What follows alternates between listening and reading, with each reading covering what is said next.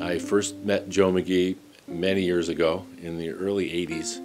I was a community organizer for neighborhood housing services about the time that Ross Burkhart was an economic development guy at the transit district. And we were all young guys starting out, and Joe was building People's Bank building, who I can see out my window. And I also bought a ramshackle house in the South End that was built in 1826. And there Joe and I were several Saturdays scraping windows, and he said that I had bought the worst house in the city of Bridgeport, which didn't really inspire me, but it made me feel good when it was done that somebody had said it was the worst house and we made it look pretty. Joe's been literally there, whether it's in helping to start organizations, help the organizers scrape their windows, and everything in between. He was very involved in the Affordable Housing Action Collaborative that we established in Stamford about 10 or 11 years ago, and Joe was very involved in the battle for establishing a housing trust fund in the state of Connecticut, and also in promoting the concept of inclusionary zoning for more equity in Stamford for lower income people. I call him the $100 million man. When Joe's in the room, there's an element of excitement and enthusiasm, and he is challenging everyone to try to do this work better. The idea of being engaged and understanding where housing fits and what kinds of housing is appropriate, understanding it grows out of the people who live here, and housing itself should not select the people who can live here. Housing needs to respond to those who do live here. Those are all the kinds of visions that Joe routinely has taught to us, his colleagues here at the Business Council, and has acted upon, of course, in his professional and personal life.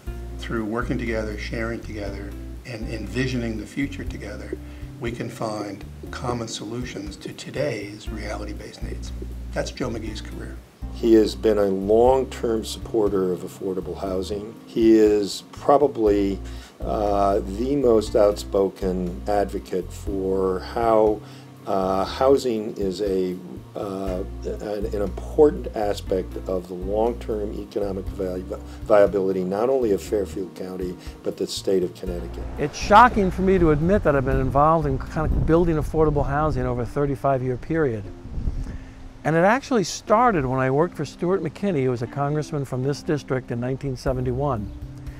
And the issue there was that large-scale urban renewal, in which we tore down neighborhoods and built high-rise housing, had started in 1960. And by 1970, we realized it was a disaster, and it had destroyed neighborhoods, and people were really angry. And in this neighborhood, when you look at the housing that's been built here, it's been the result of nonprofit community development corporations really banding together and rebuilding these neighborhoods. It's got to be a partnership of neighborhood development corporations, nonprofits, who work with the residents in that neighborhood. Private sector, it needs financing and political support from the private sector. And the private development community partners now with the nonprofit community to build this kind of housing. Joe is a long-term friend of mine, but even if he were not as well known to me as a friend, I would still advocate for him as being a champion of housing and as being somebody that we really ought to recognize for supporting the cause of building housing, affordable housing, and providing housing for the workforce of the state of Connecticut. Here I work at a business council, so why are we interested in affordable housing?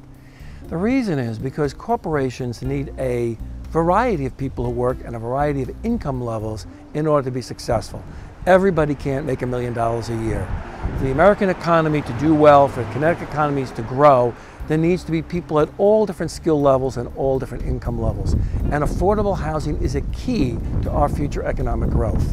And the other piece of it is renovating inner city neighborhoods is so critical because they're tied to rail lines, they're tied to bus lines. It's a good use of land.